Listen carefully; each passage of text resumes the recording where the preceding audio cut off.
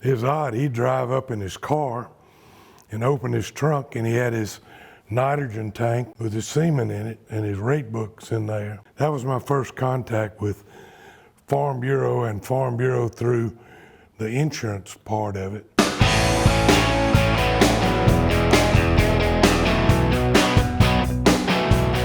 Hey everybody, welcome to the Louisiana Farm Bureau podcast. I'm your host, Carl Wiggers, and today we have a very special guest, Ronnie Anderson, longtime president of the Louisiana Farm Bureau. If you've missed us for a few weeks, I promise this episode is going to be worth the wait.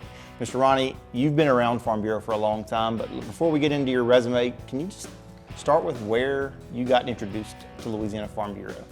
Well, my dad ran a dairy, and the first contact that I ever had with Farm Bureau was our insurance agent, was our AI technician.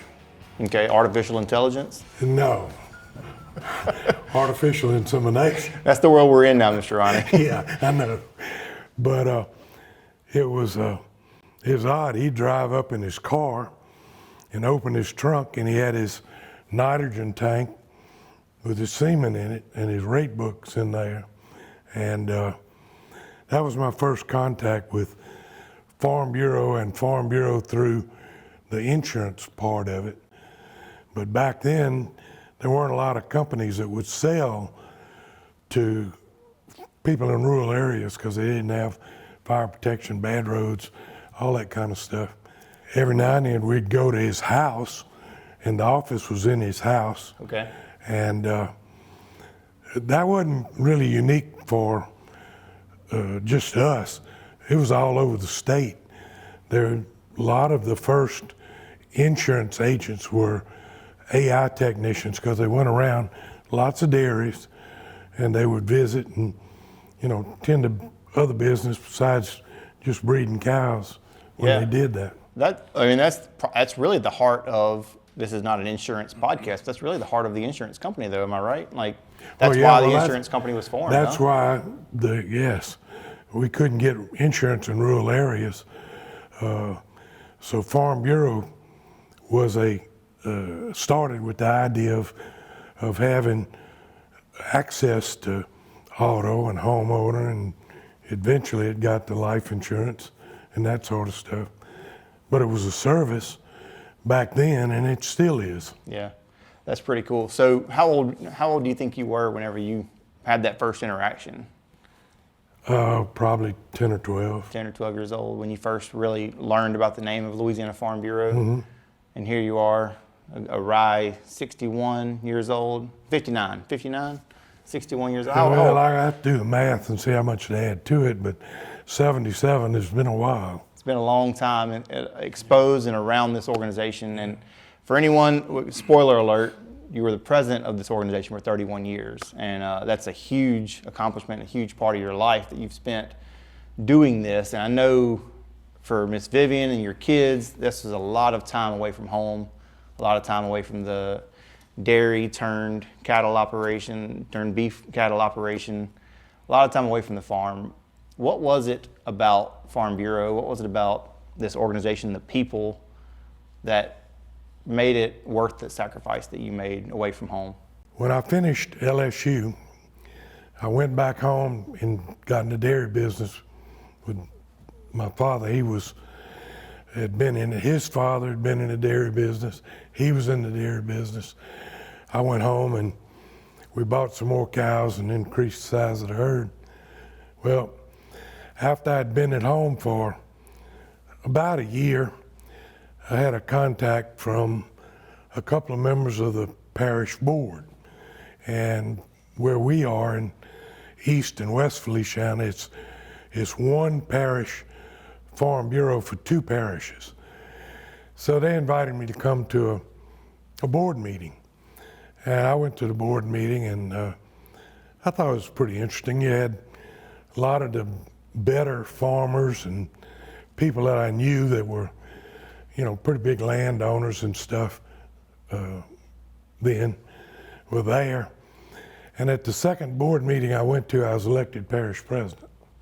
Didn't take long, huh? No, it didn't take long. Well, were they just that hungry for some young blood, or what was that? I think it was. The parish president was an older gentleman that had developed some heart problems, and they needed a person to be women's chairman. So I was elected president, and Vivian was selected to be women's chairman. And we put on annual meetings and talent shows and Queen's contests. She did those. All that was right up her alley. Oh, it was right up her alley. She loved it. And we always had cookouts.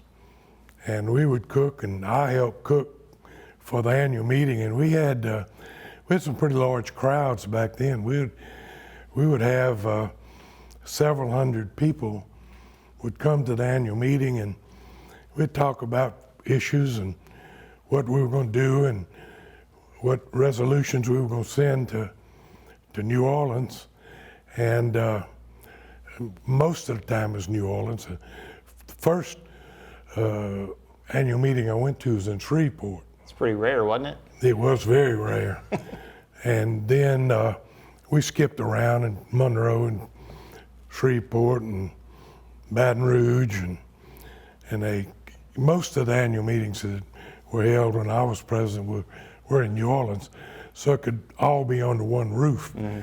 And it made it really good because these other places that you went to, you would have events in 2 different places and hotels of 3 or 4, and at that time of the year was always a chance of bad weather.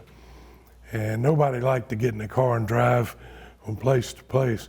One of the worst places was Baton Rouge.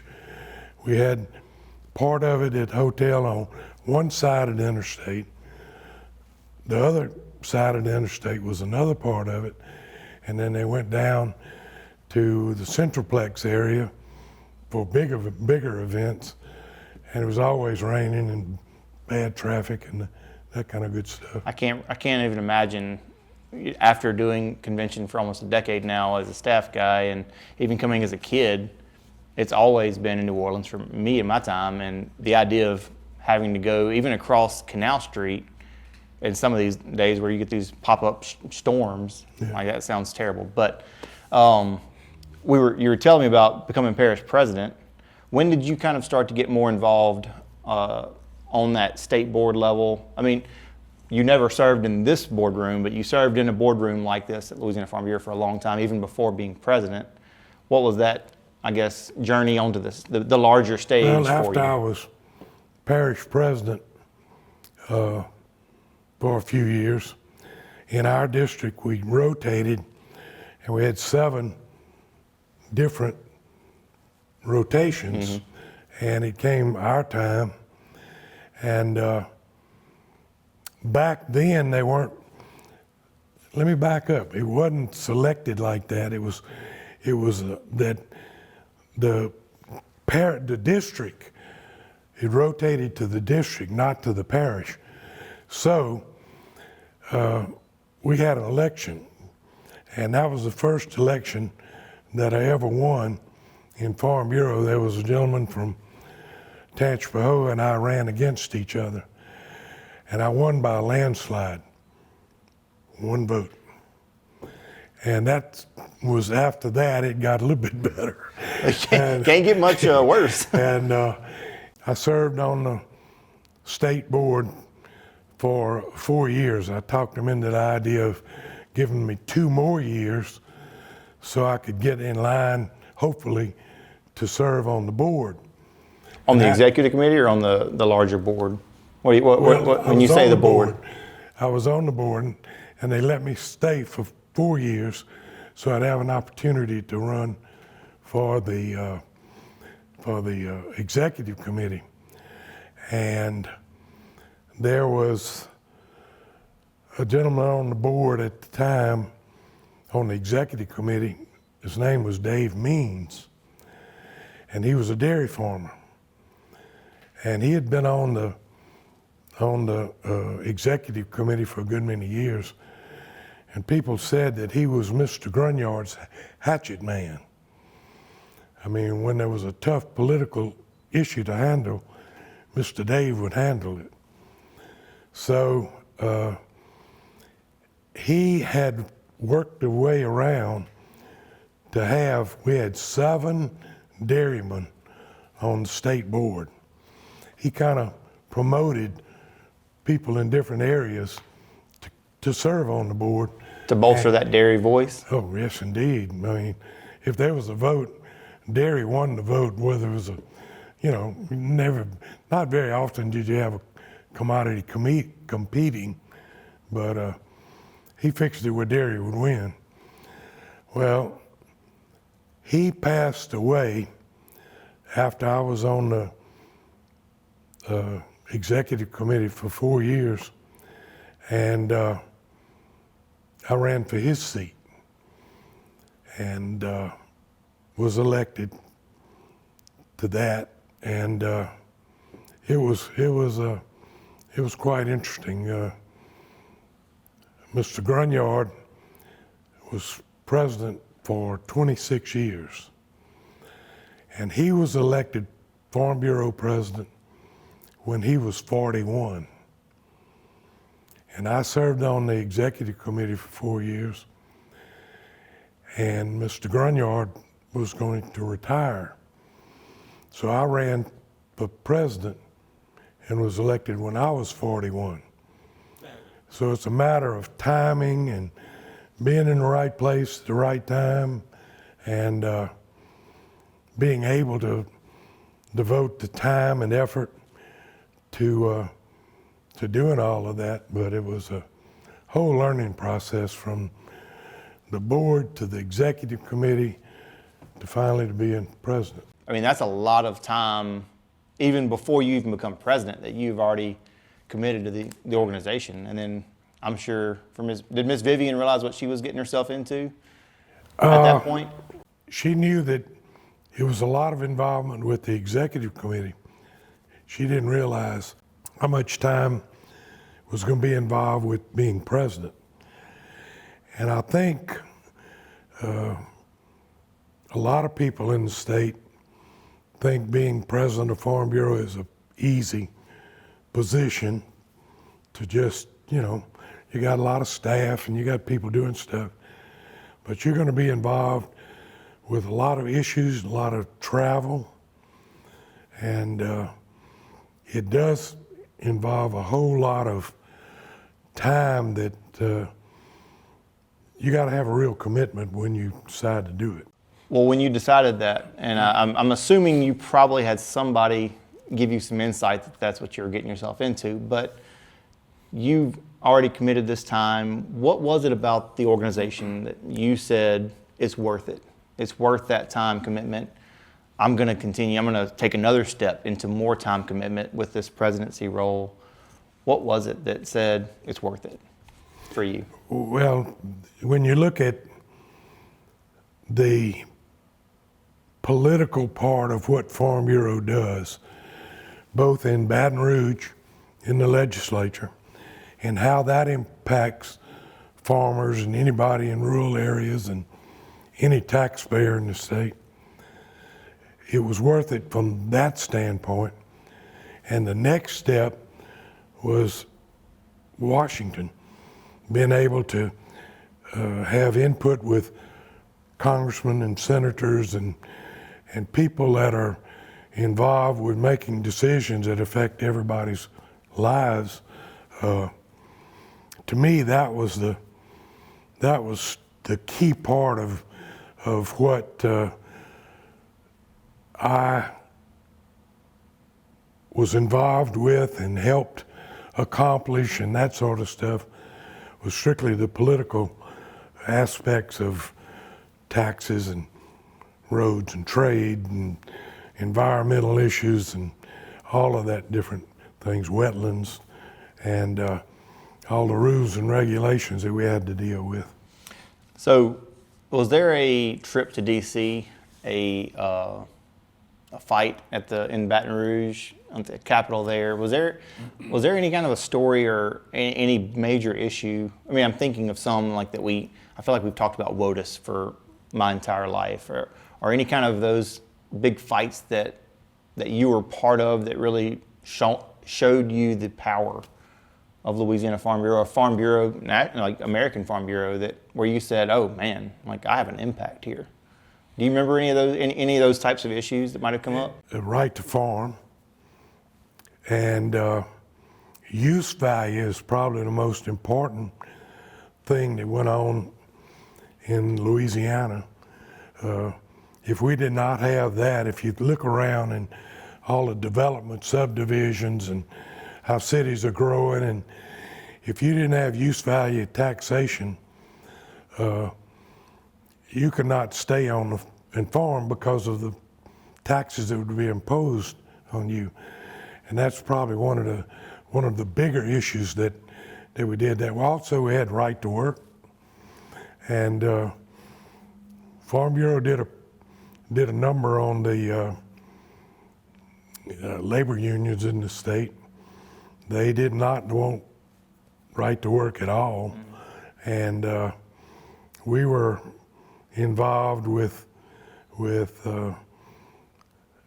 helping to allow people to have a business without having to be tied to some of the stuff that the unions want.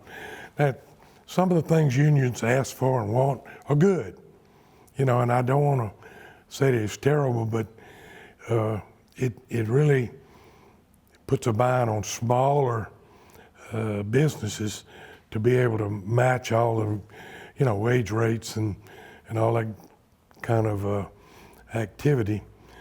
We've got a lot of union people that are a part of Farm Bureau, and that's a good thing. And we don't have a lot of fights over that anymore, but that was one of some of the key issues in the state. And then you had nationally dealing with wetlands, the environmental issues and rules and regulations that affected, what pesticides, herbicides, fertilizers, and stuff that we use, and no-till and till, and all of the things that have changed over the years that have improved the way agriculture works and also contributes to better environmental impacts. You became president when you were 41 years old. Right.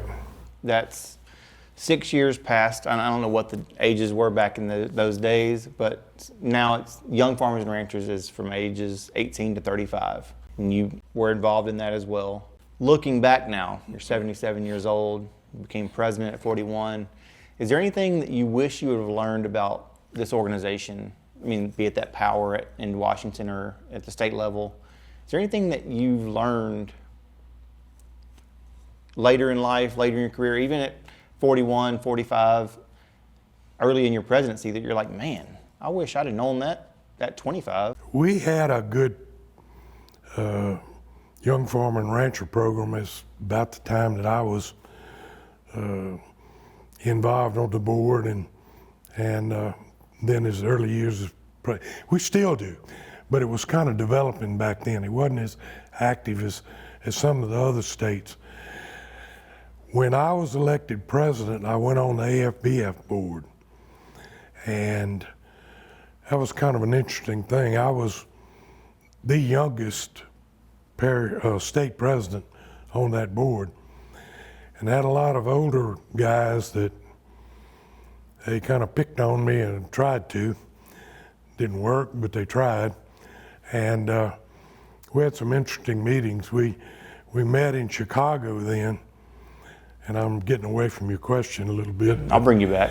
We had an office in Park Ridge, which is a suburb of Chicago. Really beautiful office, and a kind of a small town that was all surrounded by towns. And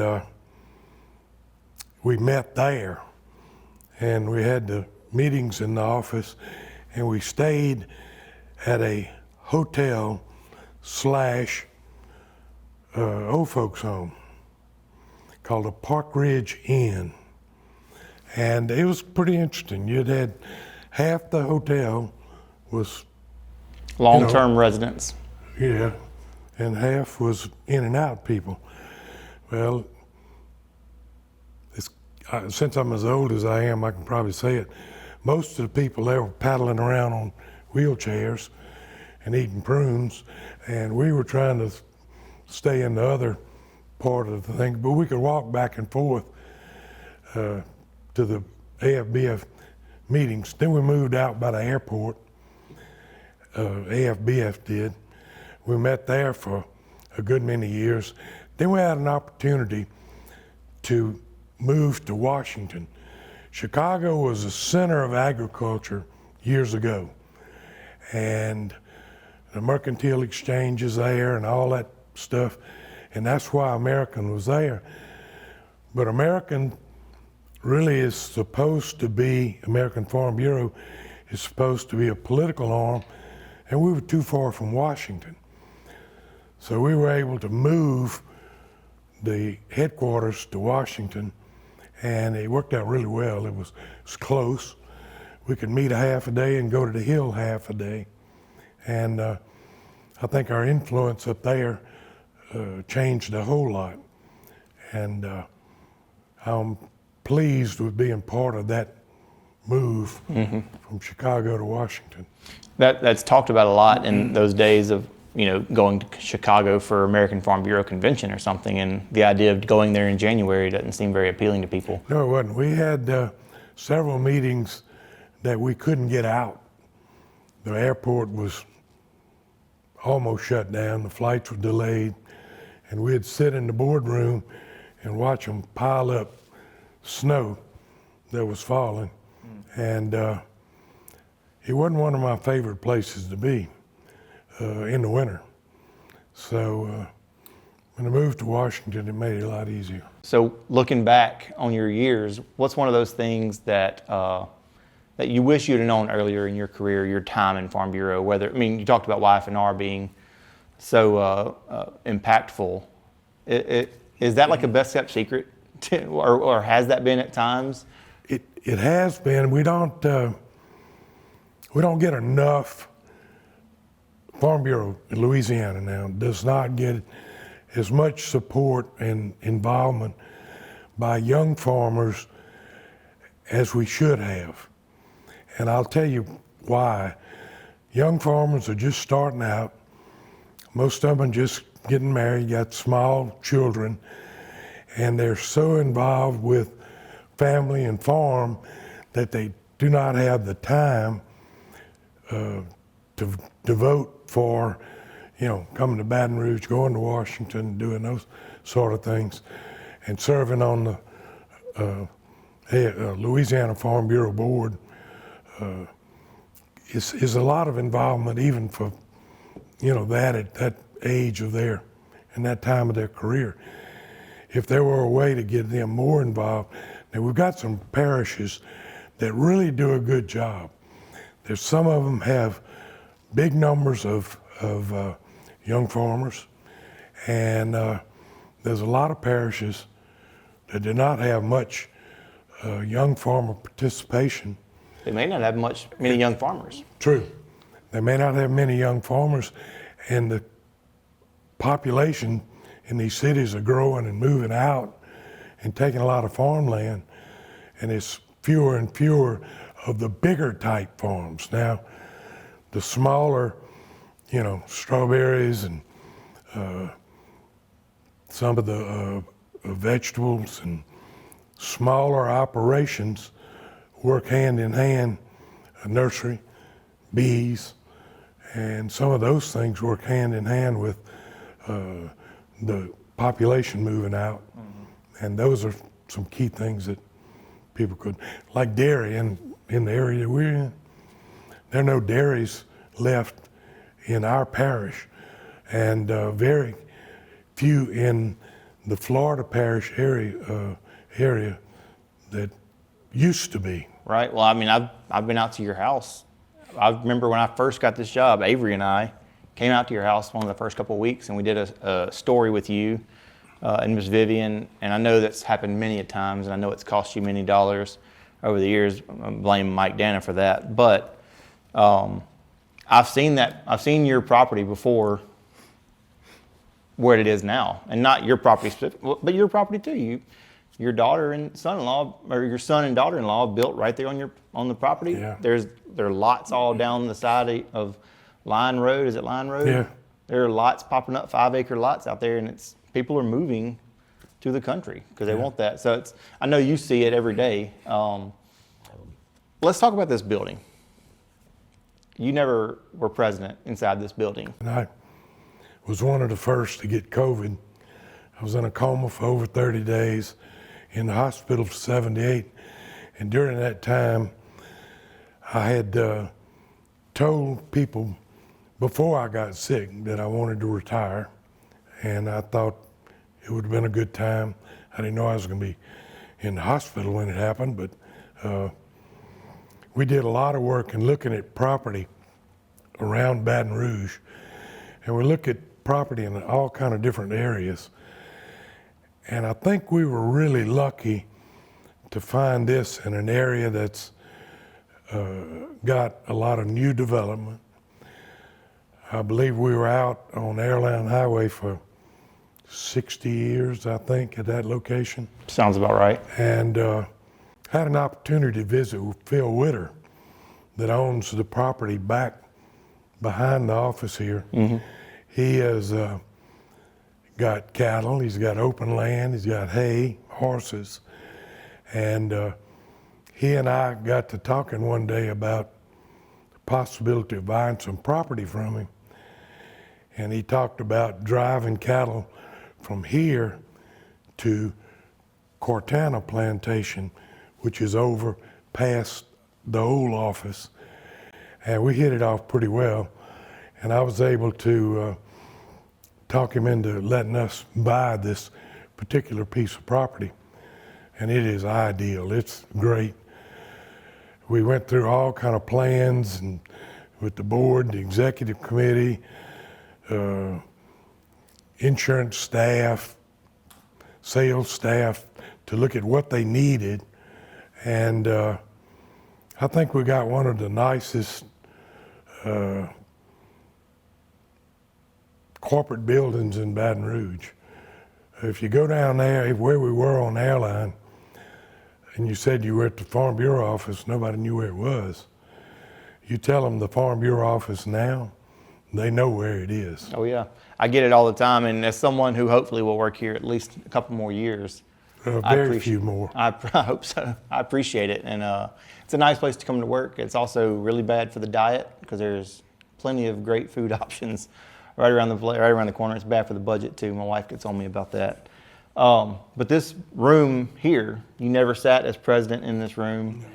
You've gotten to see it now. I joked with Mr. Ronnie when we were getting ready to do the podcast. So we're going to do it in the boardroom because you spent so many years. He said, I've never been in that boardroom.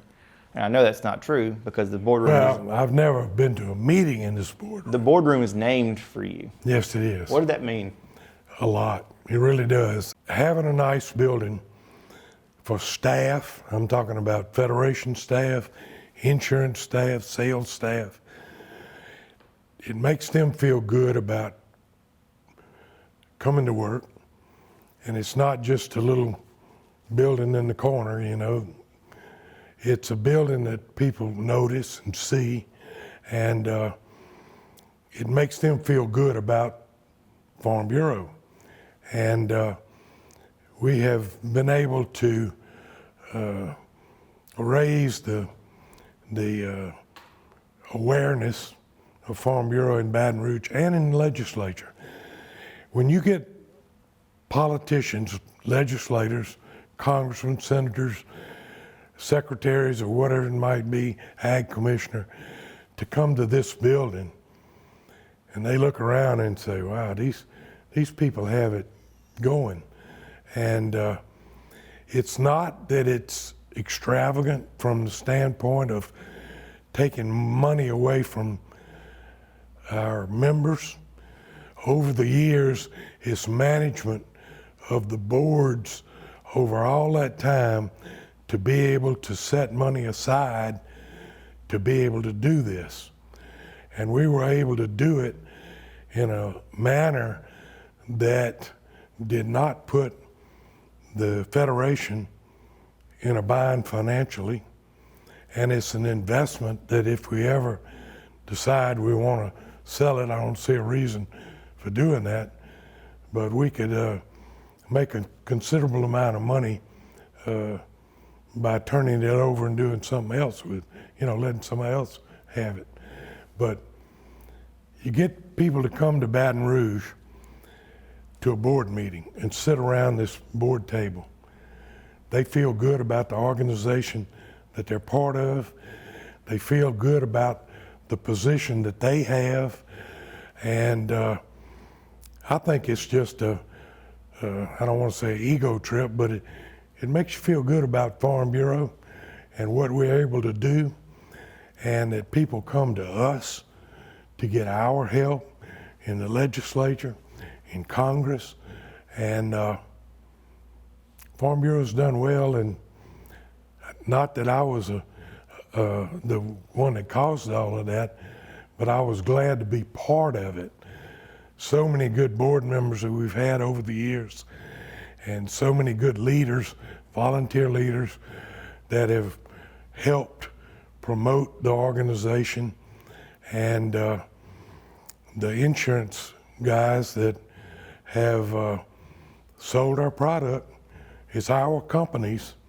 It's the mutual company and the casualty company and the life company.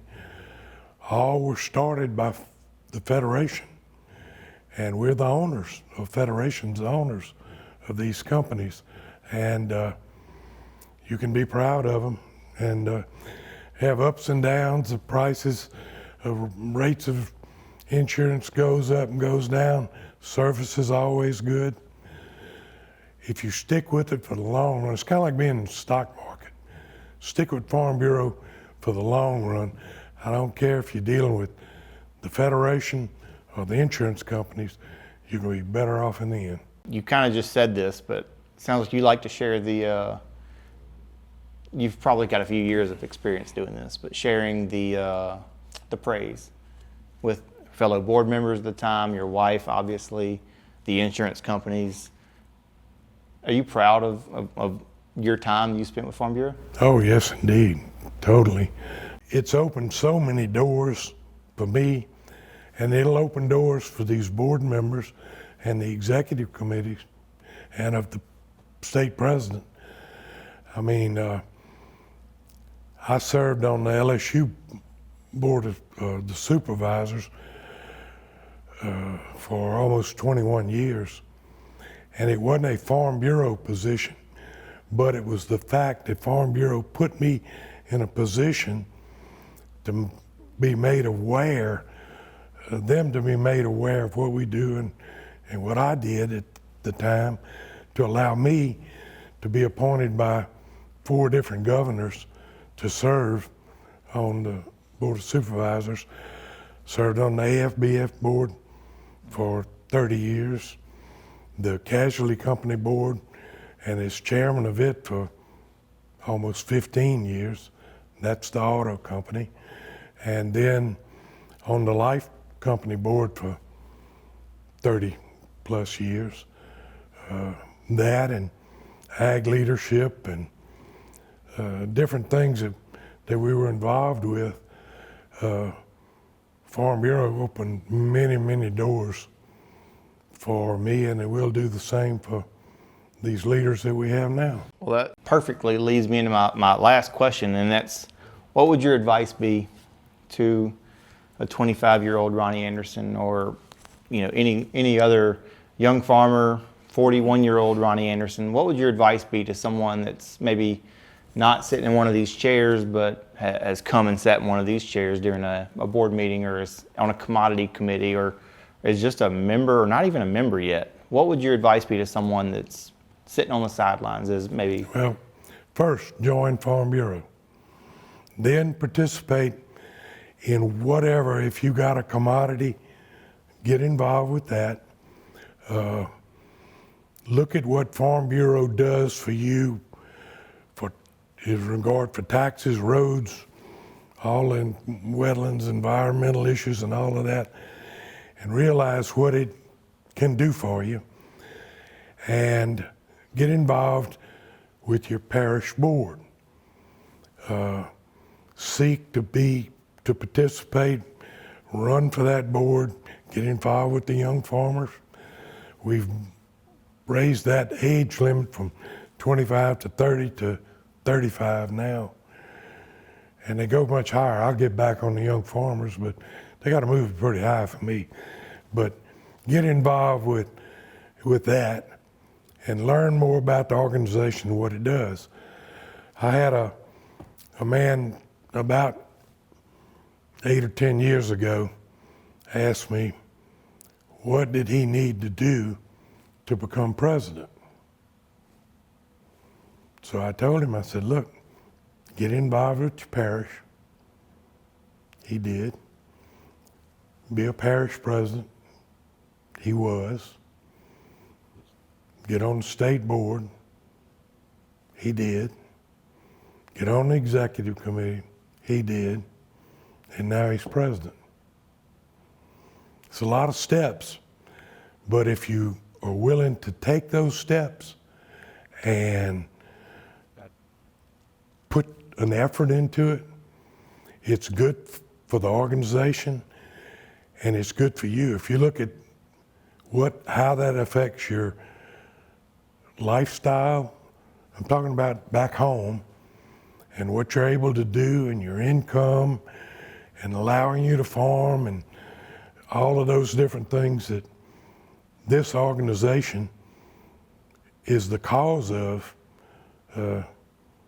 you jump on it right away.